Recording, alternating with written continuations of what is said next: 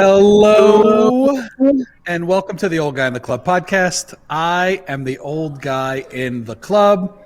The guy down below is the older guy in the club. He's actually 47 years old, and I'm 46 years old, so he is much older than me. You're 46 years old for 15 more days, or whatever the number is. So you're 47 and I'm 46. Where's the lie? There is no lie, but I guarantee you that come May 13th, we're going to be even Steven, homie. Okay. And that guy eating trail mix or whatever the hell he's eating is what you call the baby of the crew. Yeah. Oh, God. Yeah, the baby. The baby. The baby. That is Neil Jackson from New York City. Not to be confused by the baby. That is the Empire State Building he's pointing to. And apparently it was 81 degrees today. It was. It was warmer in New York City than it was in Southern California today. Here too, I think it was 70s today. It was beautiful out. Yeah, we hit a high of 70 today. It's going to get a little warmer. I feel like I'm doing the news and traffic at work. Wow, it's going to be about 70 degrees cut the coast, 80 degrees inland. Traffic and weather brought by Mossy Toyota. Do you have to do that at work? We used to. I don't have to anymore because I'm not doing mornings. So I will work it in if it's relevant. Like, when I'm doing the night show and people are listening towards the end of the, like winding down their workday, I'll kind of let them know what to expect for tomorrow. But it's going to, I don't get in detail. It's going to be a nice day tomorrow. You're going to need an umbrella, shit like that. Which never comes out of your mouth in San Diego. I forgot what you were for a minute. Yeah, it's not like you lived here for a few years. I did. 6 to be precise. Hey, can someone tell me what the hell happened to Rudy Giuliani? Because I see Hannah Girl talking about it, but I've been on the road all day. Okay, let's see what's going on here. I didn't even know my sister was texting me. For those of you that are just joining us on the podcast or are late to the game or whatever, Hannah Girl is actually my sister Jennifer, and she's a frequent contributor. She's actually, one of my favorite people, and I think arguably some of our collective favorite people. She's hilarious, and she was just texting me. I didn't expect to see her in the chat room. Yeah, Rudy Giuliani is not having a good day today. So what happened? Because I haven't heard anything. I'll break it down like this. The Southern District of New York, the Sovereign District of New York, the U.S. attorneys there in Manhattan, decided that they wanted to exercise a search warrant at his house. And they walked out with some computers and files and all other sorts of things. Now, of course, everybody is innocent until presumed guilty. So we definitely want to address until this. Proven guilty. That's what I said. No, you said presumed guilty. I'm sorry. Forgive me. Everyone is presumed innocent until proven guilty. I could have swore I said it the right way, but anything's possible. If we were only recording this and we could listen later on. Fair enough. And if I said it wrong, I said it wrong. But what I meant to say is, presumed innocent until proven guilty. And, But it doesn't look good. As the resident lawyer on the show, I had to just clarify for everybody. Yes. J-Fo. Sorry. Hi, J-Fo. Jeff Forrest, our favorite person in Orlando, or Folando, as he likes to call it. Second favorite behind Mickey Mouse for me. Oh, my God. No, not me. I like J-Fo way more than Mickey Mouse. I do too. So did they find anything, or they just took stuff? So they don't know yet. Well, what Jen is saying in the chat room is that they raided his office too. I know that they've confiscated phones, electronic devices. Not that I've ever been part of a federal investigation, but I know people who have. And, the FBI and U.S. attorneys can't just raid somebody's office on a whim. You got to go in there. It's got to be probable cause. You have to. I don't believe that. You have to present that to a judge. Judge has to sign off on a warrant. Like at this level, this isn't like a weed bust by, the local sheriff's department. But it would be Like, cool if it was. There's a whole lot more to it. But Sorry, but what are they accusing him, or what do they think he's guilty of? So, again, I don't have any inside knowledge. It's just kind of what I picked up on bits and pieces. It has to do with, I guess there's a federal statute which prohibits citizens from lobbying either members of Congress or the government on behalf of foreign governments without registering as a foreign agent beforehand. And it's believed that that he was working on behalf of some foreign governments to influence our government into policies that would be to their benefit. I don't know. Yes, Jen wrote down it's the Ukraine. I believe it is the Ukraine among others. But let's be real here. There's a lot of money. Like, I just happen to believe that we just need to get the money out of politics already. Like, if we do anything, let's get rid of lobbyists. Like 86 lobbyists. Neil, are you? You froze for a second. 86 lobbyists. Set some term limits and let's just get all the gunk out of the system. That's what I think. Yeah, I'm with you. I am with you. But how does that happen? Yeah, well, I don't know about you, but every time I hear the Ukraine, I transport visually to a Seinfeld episode. Yes, Ukraine is weak. Playing Risk. The Ukraine is weak and feeble. Yes, that's exactly what I was thinking of when the first time Ukraine popped up. Okay, so that's whatever. So could not care less. I mean, wouldn't you think it is kind of funny though? I mean, listen, not funny, but rather it would be a tragic end if America's mayor just turned out to be as dirty as everybody else that he's ever prosecuted. I mean, wouldn't that just bring things full circle? I'm not wishing that on the guy, but I'm telling you, where there's smoke, there's fire. It would be very sad. Obviously, the guy has turned into a goddamn lunatic in recent years, or maybe not obviously, but I believe that. But in 2001, he was as big a part of the turnaround in New York as anybody. So yeah. It's hard for me to not to hate on him because he's really turned crazy in the last couple of years, but it sucks. It's sad to see. That's all I'll say about that. Neil, do you got any opinions on it? Because I got one, but I'm gonna. I do not. Plan for you. That's because Neil wasn't in New York until after that, right? Yeah. Well, I guess right after. I used to come here like in the late '90s, but not enough to know the difference. Yeah. I just find it.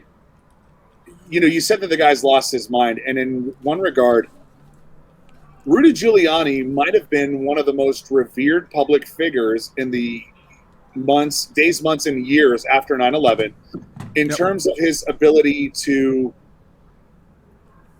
rally a community and that community being New York City is the size of a small country. It's bigger than some countries in terms of population and GDP. Yep. And the guy was on top. Isn't there something to be said for going out on top? Like, you've really reached the top of the mountain, Mayor Giuliani. You're America's mayor. Why in the world did he get himself caught up with all of this other stuff?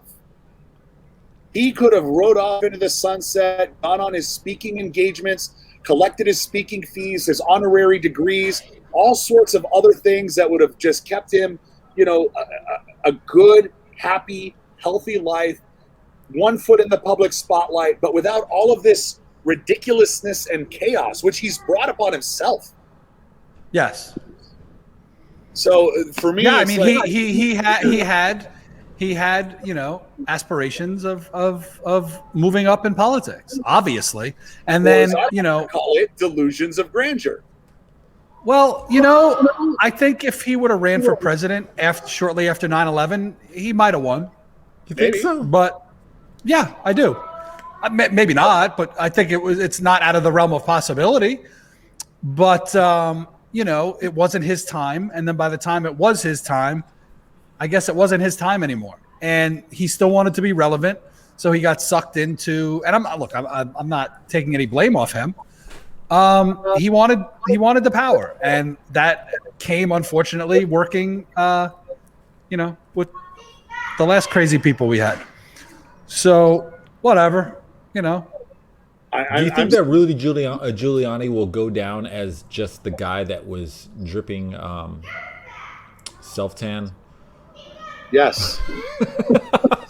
Sadly, this is what's remarkable about news cycles in today's day and age, and with the amount of information that we are able to publish and consume and create, is that in previous years, someone that did like some of the great things that, say, a Rudy Giuliani had done, and then they slip on a banana. You forget about the fact that they slip on a banana because it hits the news cycle once, and then it's over and it's done with. Yep. And all you're left with is the remnants of other stuff that he did right. But now, because things live on in perpetuity, your YouTube video, the hair dye drip, whatever it is, that will never go away. And unless you were actually in New York or alive and, an adult or somehow actively impacted by the events of September 11th, all people have as a reference point is this version of Rudy Giuliani.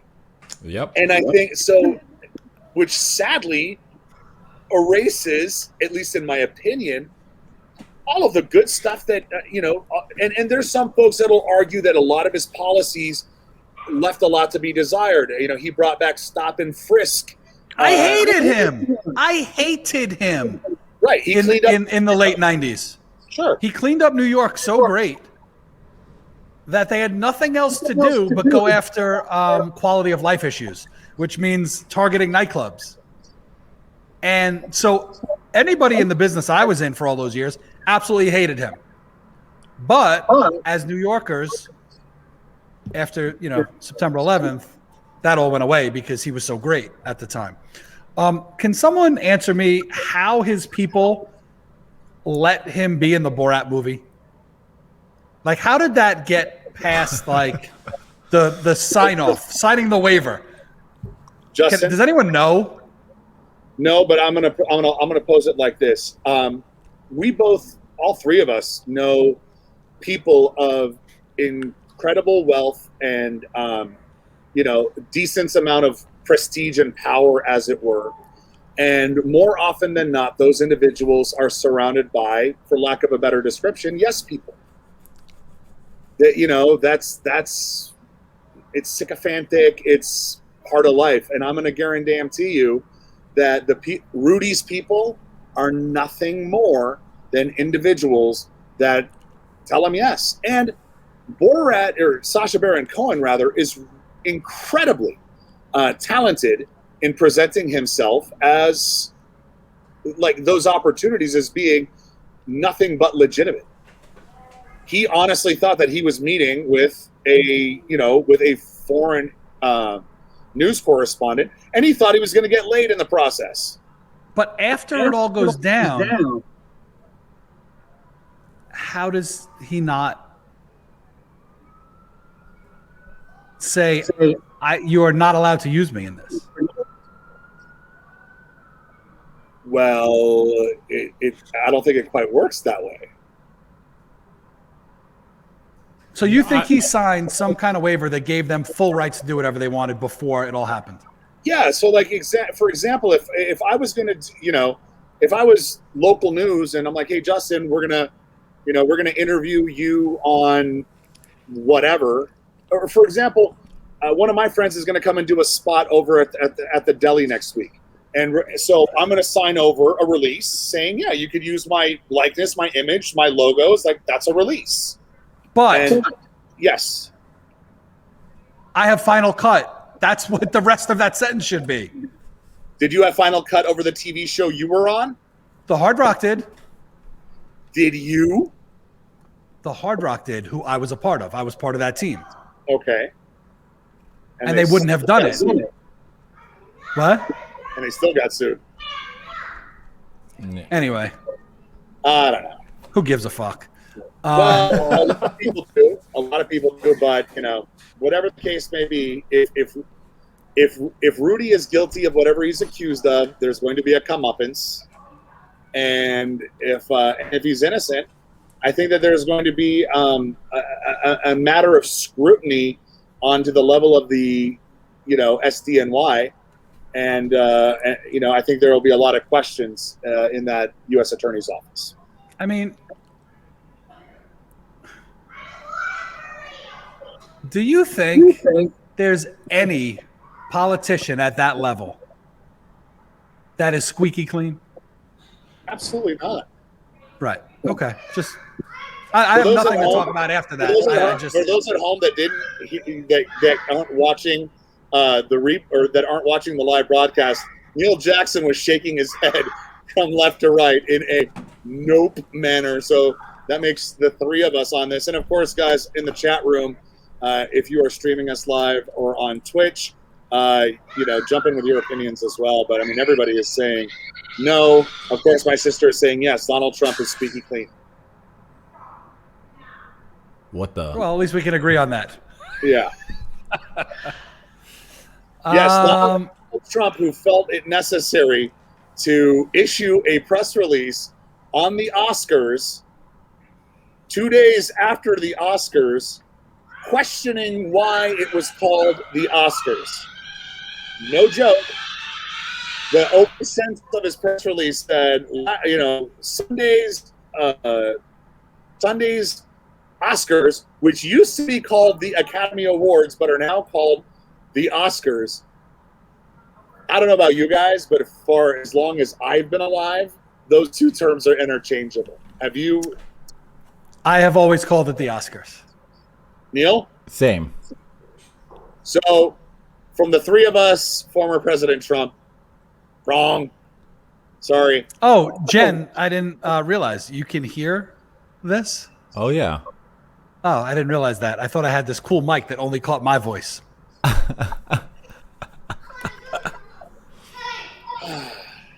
Yeah. So. Hey. It's funny. Did Justin just mute us? No, he muted himself. I muted myself. I know. Justin's going to do some dad stuff really quick. So that's the latest and greatest as to what's happening in New York City, coming from the guy in San Diego, and not from the one of us who actually lives in New York City, Neil. No, so I was doing an IRL stream, and it was funny because somebody else was saying that Rudy Giuliani's office got raided, but because I was riding around on a bike, I couldn't figure out what was going on. So when your sister Jen threw that in the chat, I was like, wait, what happened? So that explains it. I'm saying Rudy happened. See, now me, if I was out there and I was out about on a bike, I would have rolled up. I was so close. Because I think he's up there on the Upper East Side, and I would have just headed out that way just to be there. Yeah, I mean, when I'd heard about it, I was already downtown. I didn't know where it was, so somebody said that you should roll by, but I had to actually be somewhere 15 minutes prior. But yeah, I wanted to go check that out too.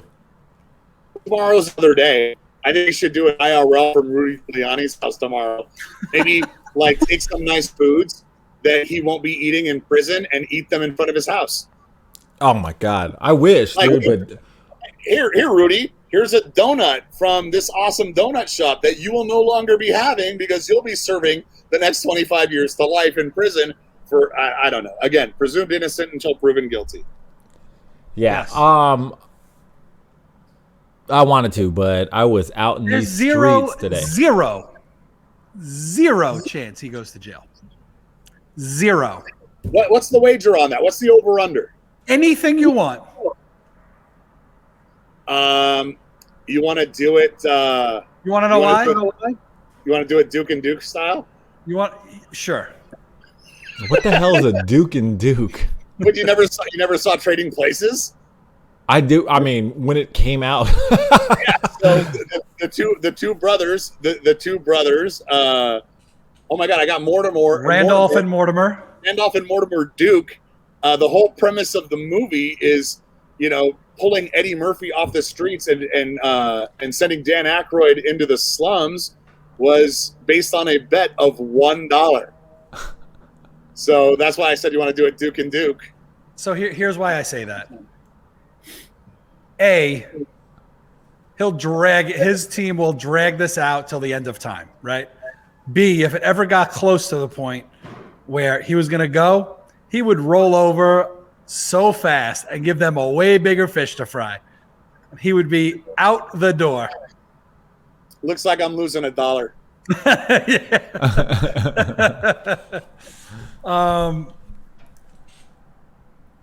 Yeah, I can't see him being, that loyal to somebody that I After think he kind of all of turned on him towards the end anyway. Not for nothing, Justin, but I mean, considering the amount of loyalty that was not shown to him, like you said, towards the end of the last administration, I don't think it's going to take a lot. Just if his attorney says to him, you know what, this isn't looking so good. Yeah. All right, he's got to start singing. Like a canary. And if he decided to talk, they would gladly let him pass up on prison time. Yeah, cut a deal. So anyway, I think that was enough. 20 minutes on Rudy Giuliani is 19 minutes too much, I think. 19 and a half too much. So, I mean, even though the name of this show is The Old Guy in the Club, this isn't really a show about clubs. However, let me tell you a little bit about the country club I belong to. Oh, you didn't think I was going to go this way, did you? I thought you were going to talk about the major nightclub deal that went down. We're about to, but I decided to veer off here because this is just funny. You guys make fun of like the club I belong to, and I try to tell you it's not really that kind of place. I'm about to prove that to you. I'm going to read you the email I got today. Okay. Not me, everybody. The email the entire club got. Important note from the board. The club recently had an incident involving one of our beverage carts, its operator, and the club's policy on employee consumption of alcohol while on the premises. It is alleged that members and/or guests purchased and then encouraged the beverage cart operator to drink shots of liquor. Fortunately, this incident did not lead to personal injury, but it did result in property damage. For many reasons, this behavior is a violation of the club's rules, our employee handbook, and furthermore, our liquor license. Encouraging employees to consume alcohol puts the club and our employees at risk, and this simply cannot occur moving forward. In accordance with Section 8.14 of the club's bylaws, members who encourage employees to consume alcohol on the premises will be subject to discipline up to and including suspension and expulsion. We all want to support the responsible enjoyment of alcohol at the club. Thank you for your cooperation as we work to keep our members and employees safe and eliminate unnecessary risk for the club. So that is the kind of place that I belong to. That doesn't sound like Bushwood. No, it doesn't. Actually, it kind of does. But no, that's so that it made me laugh earlier today. But go ahead. No, you go ahead. I'm picturing that there's probably like a cute college-aged cart operator and some middle-aged dudes just come up somewhere along, in between holes and have nothing better to do. So they think that they're being all cool and they're like, "You're going to drink with us." And 19-year-old Cindy succumbs to peer pressure or whatever. Well, because, here are these members and they're probably putting 20s in her tip jar, and she feels like she's got to appease the members, and lo and behold, it looks like somebody crashed the beverage cart. That's what I sounds inferred like to from me. property damage. Yep, that's what it sounds like to me too. Or as my yes. sister says, sounds like intervention. Your description of the event seems about right to me. But in slightly less interesting club news, I'm sure some of the people in the chat heard this today, but big news in Nightlife. Tao Group purchased or acquired Hakkasan Group, which is a massive merger. I did not see details of the deal, if they're even public knowledge. But this is big. It's going to change things a lot for everybody in my business. I don't really know if it's going to affect like the patron of said clubs. It won't be to their knowledge. They won't know. But, I think there's ways that they will be affected in, talent buying and who they're putting on and all that stuff. So can I change the headline? Sure. Madison Square Garden Companies buys out last major competitor to, major group that they invested in a handful of years ago, clearing the way for world domination. Sounds about right. Sounds about right. For those of you guys that don't know, Tao Group, which is its separately controlled entity, however, they did sell a interest to Madison Square Garden Companies, which operates, obviously, its namesake, Madison Square Garden, the fabulous Forum in Los Angeles, venues in London, venues in Las Vegas that are upcoming, the Spheres, as they were. So, yeah. And Hakkasan, as DJ Sir Lancelot, I thought Hakkasan was an Arab billionaire or Arab billionaires. That was kind of the rumor in school, at least where the funding was coming from. That was a long time ago, though, right? Yeah. I mean, I think at its inception, perhaps. That I'm not going to speak intelligently on. I just think it's pretty interesting that in a industry that has kind of prided itself as being outliers, it's also becoming, if not the most, incredibly corporate.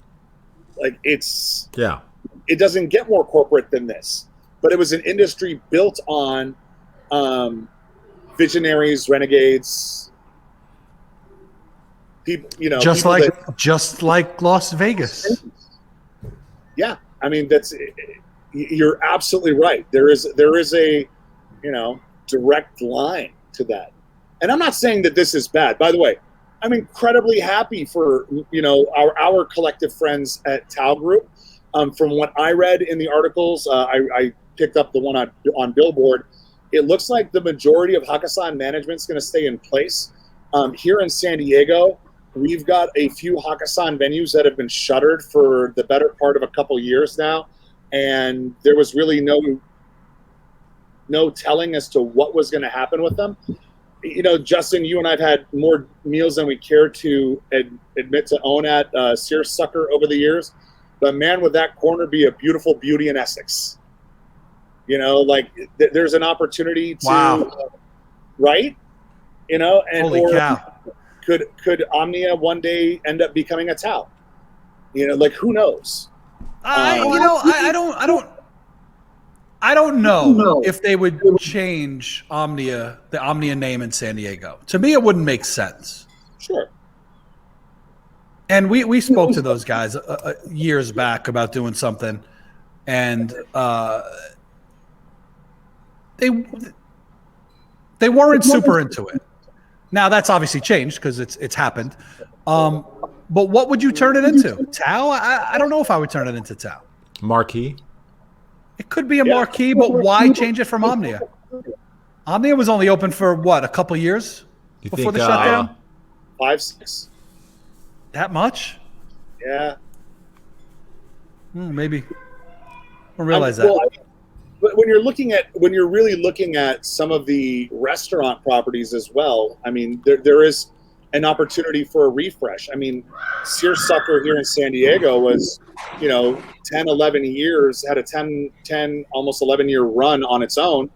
So bringing in one of their brand name brands, that was just bad wording, one of their brand name brands, could really reinvigorate that corner when downtown San Diego can definitely benefit from some reinvestment right now. Well, from my limited knowledge, they were in the process of killing the Searsucker and Herringbone brands. There you go. And there's So a Herringbone in La Jolla that needs a refresh too. That was my favorite one too. I love that place. I've never heard of these things. That was great. Yeah, yes. It wasn't, and then they bought out Enlightened Hospitality, which was a friend of ours on that. But I mean, yeah, if they could, I mean, why not? I mean, I don't know what I would put there. Beauty in Essex sounds great. Maybe a Tao. Put a Tao restaurant there. I mean, I think Tao has some of those. If obviously I think all three of us have been to, but if anybody in the chat room hasn't been to a Tao, it has that kind of that spatial feel where it almost feels like a temple. So you need those heights. You need more than just a 10,000 square foot flat restaurant. But you know what, Zilla? I think you're right. I think Omnia San Diego could be a Tao restaurant and nightclub. Yeah, only time will tell. It's a good call, man. And then do a Tao rooftop. Especially in this day and age where everything kind of needs to be a rooftop in this day and age. So, God, I keep repeating myself. This is what I get for not eating before the show. I ate trail mix, and that's about it. Got to say hi to our modest Jenna. Hi, welcome. Mike Carbonell is in the chat. My sister's saying that San Diego sucks. Look at the STK here. I'm going to argue, because arguing with my sister is something that I do. STK as a brand isn't bad. It's not horrible. I'm a believer that location in which they're in is cursed. That location is absolutely cursed. And that is sadly what happens when operators from outside a community come into a community and don't do their due diligence. They're like, oh, it's right in the gas lamp. It's a great location. Oh, it's attached to a hotel that nobody stays at. Right. I like STK. I love it. I don't. I think you just have to know what to order. Steak? Yeah, come on, Neil. A burger? No, there's certain types of things you order at certain restaurants. Yeah, if you're at a steakhouse, if you don't get the steak, you get the burger. Oh my God, you're such a certain types of steak. Like you don't go there and get like a big ribeye or a big porterhouse. I don't think. I think you go to STK and you get a fillet. Their fillet is delicious, and I think it's a sexy place. The vibe is always great. I think it's good for what it is. If you want the best steak in the world, you're not going there. You're gonna go to Luger's or Sizzlers. I hate both of you. I hate both of you guys today. Sizzlers. You cannot say Sizzler and not say it like Sizzler. Like nobody says Sizzler. It's I say Sizzler. no. Sizzler. Yeah, I do. Again, I think we're giving too much voice to my sister here, saying that Tao won't survive. That's all. Tao on that corner will absolutely do it. I mean, and of course, it's all speculative. It's the real estate where you are. And anything, any concept. Not saying would make a ton of money. Any concept would last there. Yeah, I don't care what it is.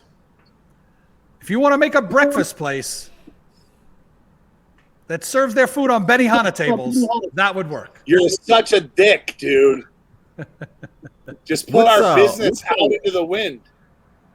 What's South Point and Cowboy Star? Cowboy Star is a steakhouse. Zilla loves it. I think it's shit, to be perfectly honest. I hate it. I hate it. One of my favorites. One of my absolute favorites. It's one of the few times we totally disagree. I hate it. A Cowboy Star is one of my favorites. I like Born and Raised. And I know this is amazing. It's really good. Neil, as far as steakhouses go, I think you would really, really dig Born and Raised. Okay. Any steakhouse that has a portrait of Eazy-E on the wall is fine by me. And I'm not saying that's why you'd like it, but it's equal parts. You know what? They do a good job of presentation. It's you know, they put the show into an old school steakhouse. So tableside Caesars, you know, they do a lot of tableside presentations, tableside cocktail service. Like they really pull out the stuff into giving people an experience. It's a little bougie for Neil. And I don't mean that like you have to go get dressed up to go because it's San Diego. You don't have to dress up anywhere. But it's very high end. Neil Jackson said that he's never heard of Searsucker, and I just realized I've actually had dinner with Neil Jackson at Searsucker in San Diego.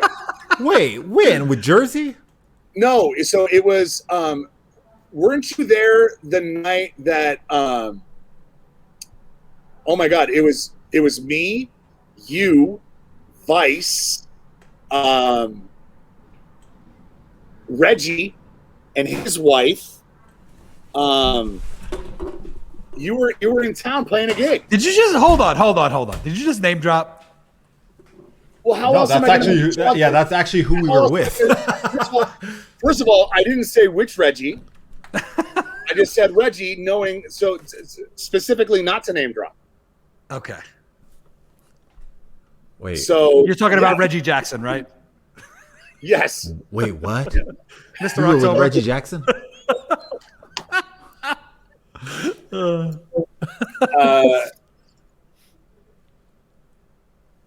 Yeah. I totally ruined your story. I'm sorry. Who's Reggie?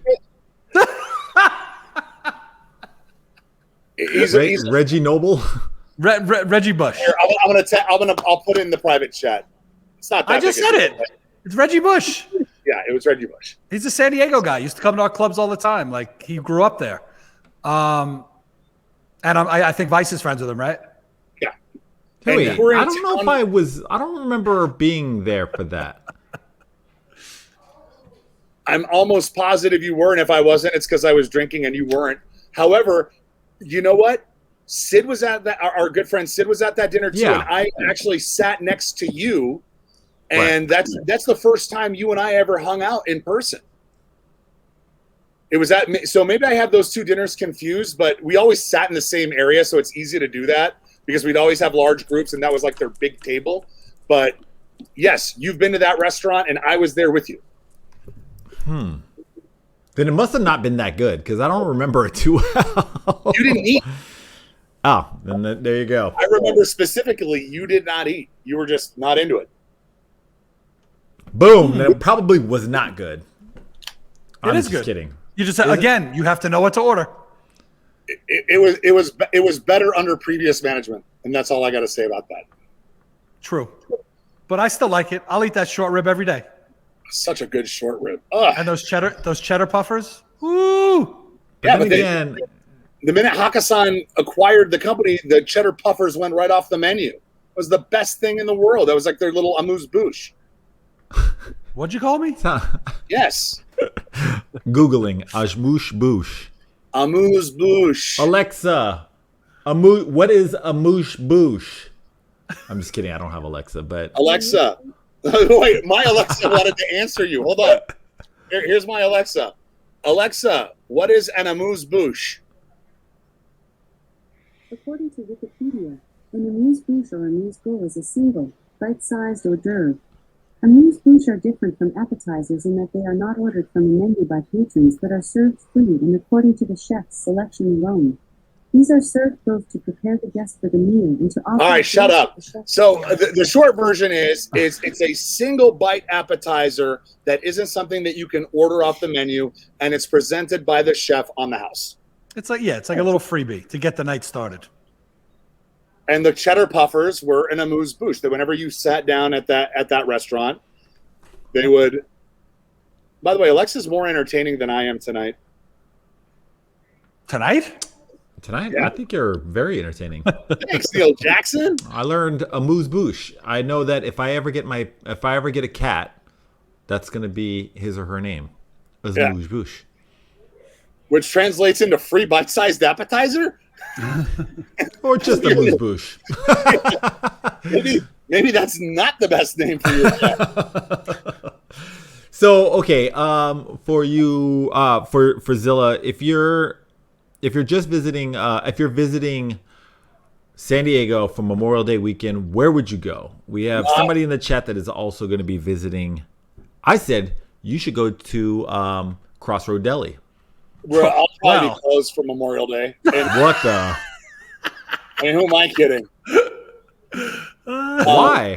Because we're around, we're in an apartment complex surrounded by offices, and usually for Memorial Day, everybody's gone.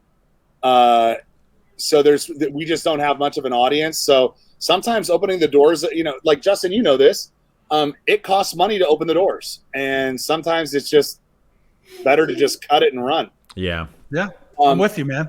So, if you're coming to San Diego, I think there are a couple of spots that especially if you're downtown, that you need to hit. And it just depends on what you're looking for. But one of my favorite breakfast spots in the city is a spot called Morning Glory. Hey. Hello. And Morning Glory has those Japanese jiggly pancakes, those souffle pancakes. Guys, if you've never had these, you need them in your life. They're amazing. But yeah, Morning Glory is a great spot. Shout out to my friend, our friends PJ Busalaki and the Busalaki family.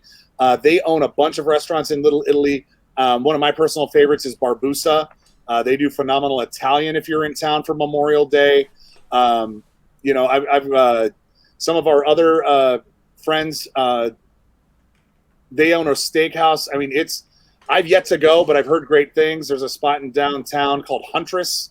I mean, there's a million and one places. Wherever you go, just go grab a drink, go have a good time. And by the way, be patient. Supply lines suck. Nobody has any labor. Everyone's going to be spending the last of their stimmy money on their, Memorial Day vacations. So be patient with people and tip well. That's it. That's all I got. Go to Nobu. Yeah, that's my only advice. It's the best restaurant in San Diego. It's the best Nobu there is. I've been to a lot of Nobus. There's none better. Yeah, the Nobu at the Hard Rock is top quality. It's really good. I would guess I've eaten there more than any other restaurant in my life in the world. Yeah. I think. I mean, to think about it, like for 6 years straight, we were there every Sunday for 26 Sundays straight. I've spent a couple Nobus with you guys. I mean, I've eaten Justin. there. 6 years I lived there. I went at least once a week for 6 years. So do the math. 400 or 500 times probably. Yeah. Damn. And I probably honestly, myself less than 2/3 of those. And I remember one out of every time I ever went there, where I walked out and I said, something was off tonight.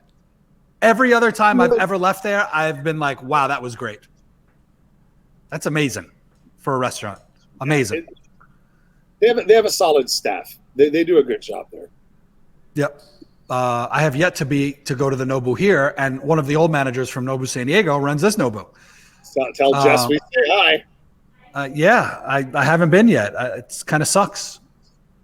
Well, maybe you should break out the old Tinder, swipe right, and say, meet me at Nobu. Yeah, that's going to happen. Oh, God. That's a good word. I have to go to a charity dinner. Right now? On Saturday night. Are you going to wear a tuxedo? I am not going to wear a tuxedo. When I was asked to go to this thing, I immediately said no. And then I got talked into it that it was going to be a work thing. And I said yes.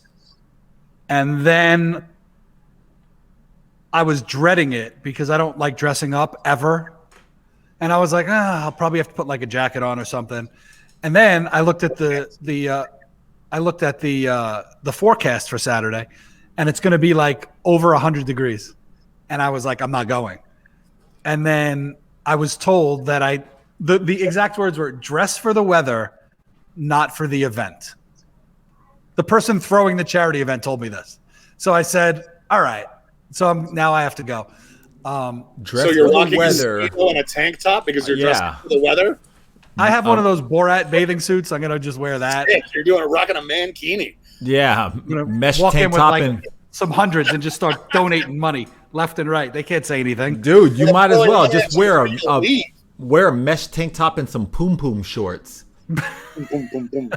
Boom, boom, boom, boom, boom. Mike, Hawaiian shirt sounds great. I'm not gonna do that.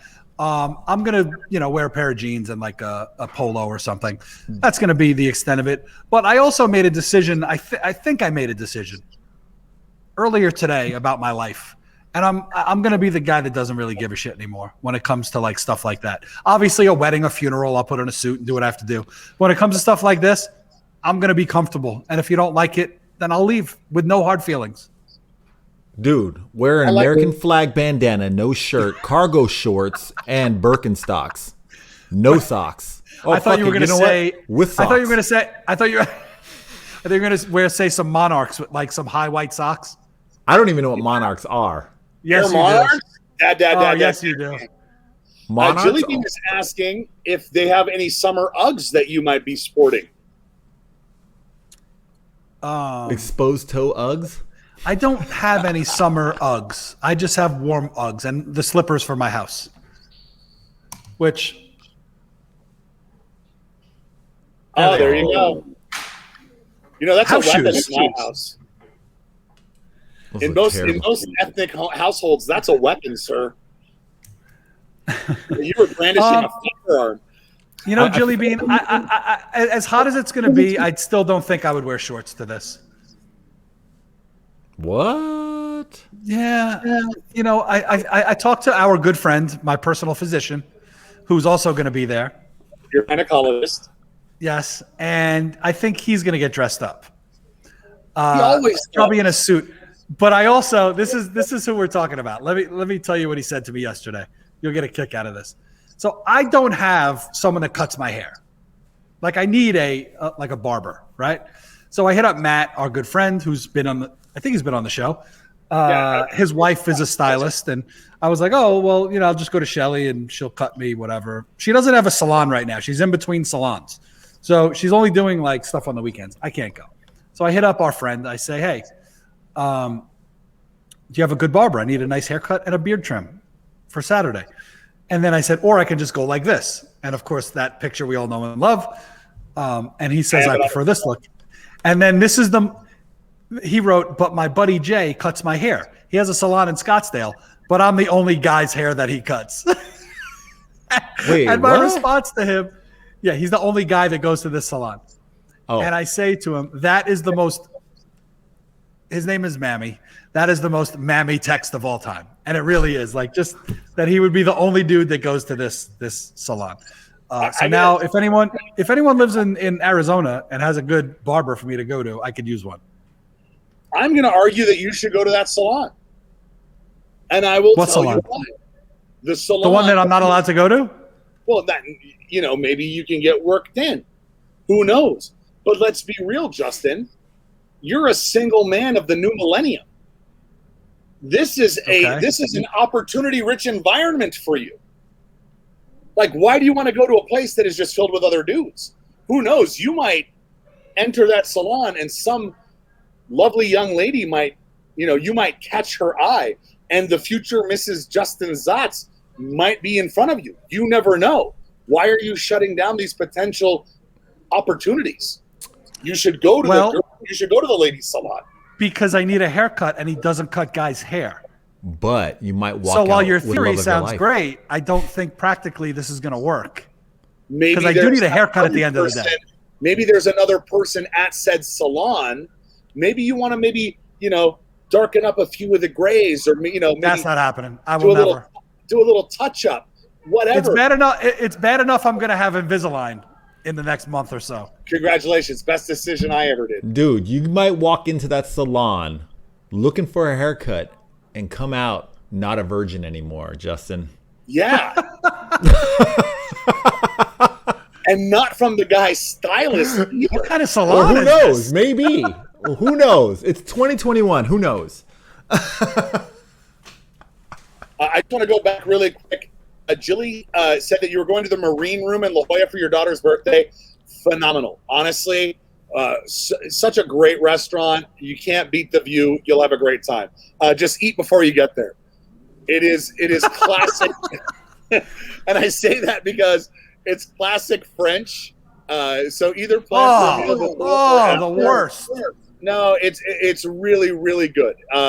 Chef Bernard Goulias is a master in the kitchen, but portion sizes sometimes leave a little bit to be desired. So yeah, so do it that way. And also, I didn't say hi to our friend Mike, DJ Mark Carbonell. Welcome, man. It's good to see you. And hi, Lisa S. And what else did I miss? All right, that's everybody for now. Very unpopular opinion. I am not a fan of French cuisine. What? Yeah, don't like it. They don't like you either. Oh, I believe that. Although they are assholes, and I'm an asshole, so I think they would like me. You guys could join a country club together.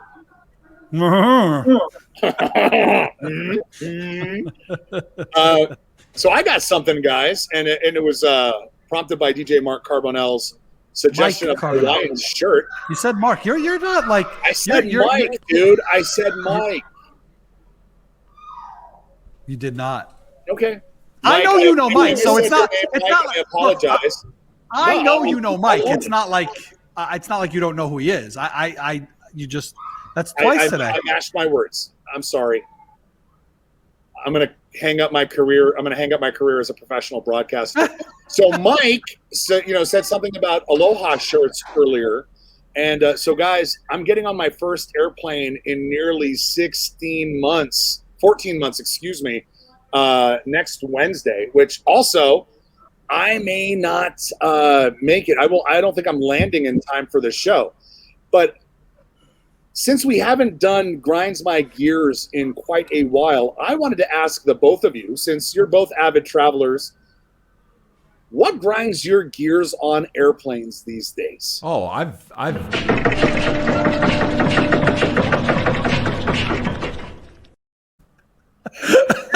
mean, Come on. For once, Justin, for once, you freaking nailed it. That was the three-pointer at the buzzer. I was like, what the? That was the walk-off homer. That was as good as it gets. We should never do another show ever again. Never. The timing is never going to be that good. So, Neil, we'll start with you. You've been on an airplane a couple of times, I think, at least once, since things started opening up. What's happening out there now that's totally grinding your gears? I'm trying to get in the right state of mind. Wait, as far as traveling? Yeah, traveling in general. We're talking about pre-COVID, right? No, I'm talking about you've traveled a little bit since things started opening up. I've seen, it has, and if you need to reach back into pre-COVID, sure, why not? Oh, wait, we're talking about flights, correct? Flights or hotels or just the overall traveling experience. I mean, my experience is just all flights, and that is people wearing flip-flops.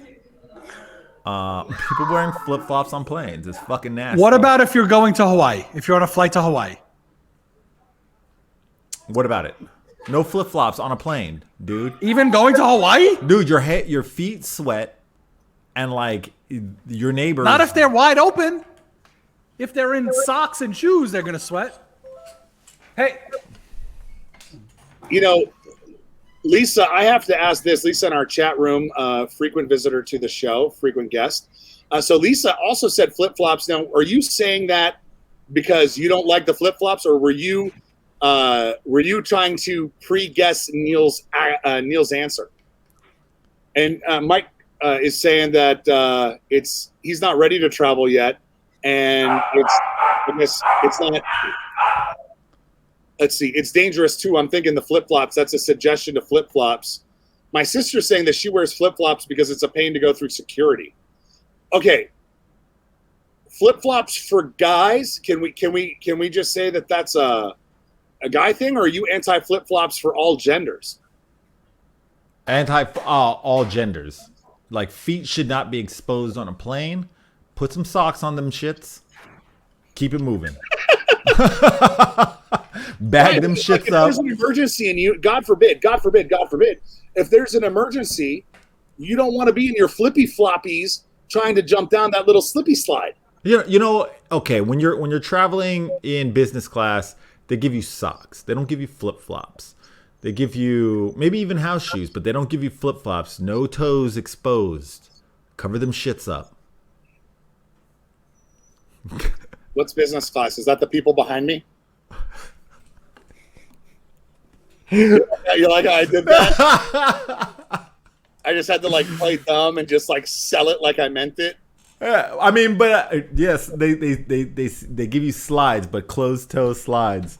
I mean, there's a reason why planes don't give you flip flops, because the planes themselves also know exposed feet are nasty. Yeah, they're not giving you shower shoes. That's what a flip flop is. It's a shower shoe. How about? Yeah. I mean, how about you, Justin? You've taken a flight or two. I have. To answer Jenna, yes. Socks with flip flops, okay. Cover them shits up. Socks and slides. Socks and slides. I wear socks and flip flops. Yeah, that's right. dumb. No, that makes complete sense. It does. He's half ninja. It's completely appropriate. Yep. So here's what grinds my gears.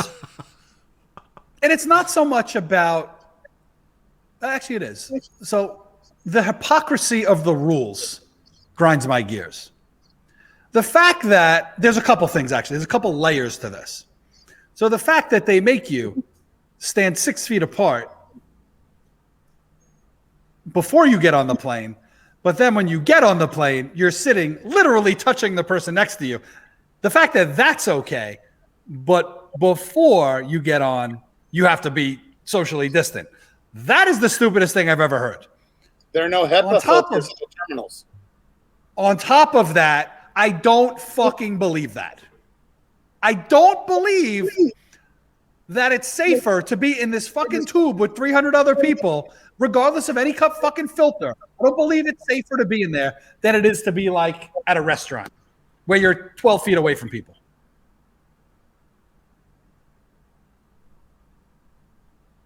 I don't know.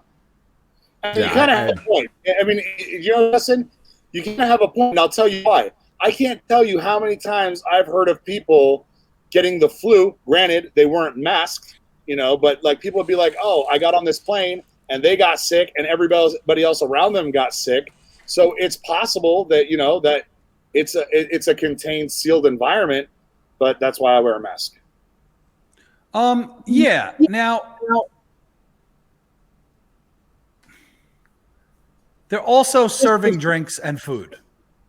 So now you're in this tube, and as long as you're eating or drinking, you don't have to have a mask on. So people are just milking this drink or this food for like hours at a time. So now you have all these people without masks. It's dumb. Now, I don't care personally. I don't care if you don't want to wear a mask. Doesn't bother me in the least anymore. Couldn't care less. I put on a mask when I go into a place for other people. I don't do it for me anymore. And places out here, some places out here don't have any mask requirements. Some do. I typically will put one on when I go inside for other people, but I never put one on unless I am forced to now. But I'm also, 6 days away from 2 weeks post second shot. Hey, wait, so what grinds your gears is the entire airplane and air travel experience in a whole. No, it's the rules. It's the arbitrary rules that they've set up for travel. So my grinds my gears is with the CDC or the FAA or the CIA or whoever the fuck is in charge of setting the rules for airplanes and airports. So on the federal level, there's that, right? But then also the individual airlines set their own rules on what happens on their planes. So Well, then my beef is with everybody. yeah, So- that's so what I'm you saying. hate- Your so beef you- is with the whole process. Yeah, your grinds your gears is just traveling in a hole. No, I don't look, I get on a plane, I will follow the rules, whatever they are, and it doesn't bother me. I'm fine with that. If that's Just what make you've that make decided. sense. What I'm pissed off at is that they're making these rules in the first place. It's not the act of traveling. I'll follow the rules. I'm a rule follower. We all know this. But the fact that they've put these rules in places doesn't make any sense to me. So you're gonna follow them, but you're just gonna be grumpy about it. Like, you're fired. I'm not even going to be I'll grumpy. just I'm just do going to it. be like, this makes no sense, but here we are. So I'm flying to Hawaii. It's about a 6-hour flight, and I did the math that in a tube of Pringles there are 100 chips. A 6-hour flight is 360 minutes. I'm going to take 4 tubes of Pringles and eat 1 chip a minute during the duration of the flight in order to circumvent the mask mandate. That's what I would do, but I'm not going to do that. I think I got to go find me one of those gators, I think, like one of these guys, you know, as opposed Gator to a don't play masky that. mask. Instead of a masky mask. I mean, I have, you know, my sister's like, you better not. I'm going to wrap myself in bubble wrap. I'm going to be so safe. I'm actually going to double mask it on that plane. I know that sounds really crazy, but guess what? I'm missing a lung.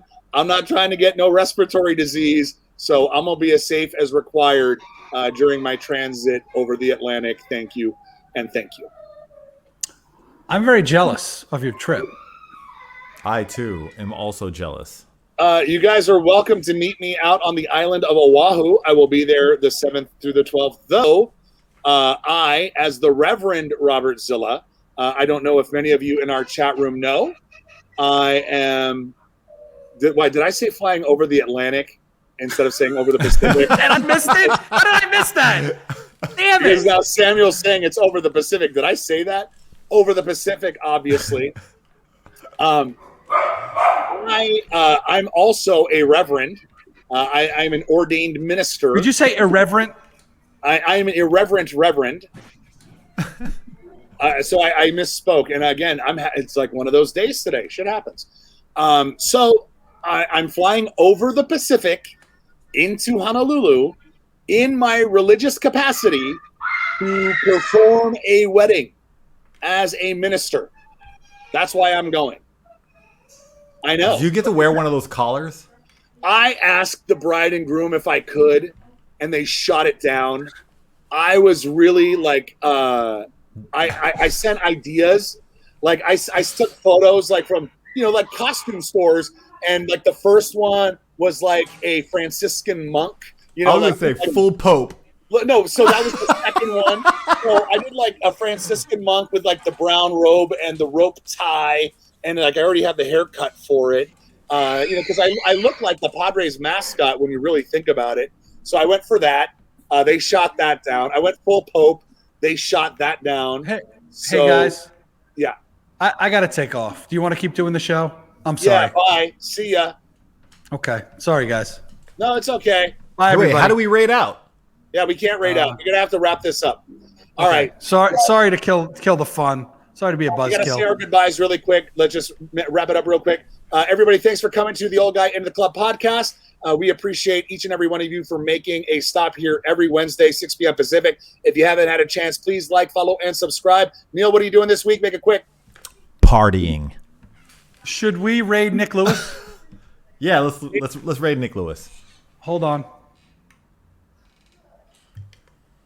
Guys, have a great weekend. I may or may not see you next week, so try to be easy on Justin and Neil. Actually, just beat up Justin. That's what makes this show fun. We don't need that. All right, guys. Sorry for the quick, abrupt Oh, you're a dad. Go do that. exit. But yeah, we'll see you guys next week. Thank you for coming. Later.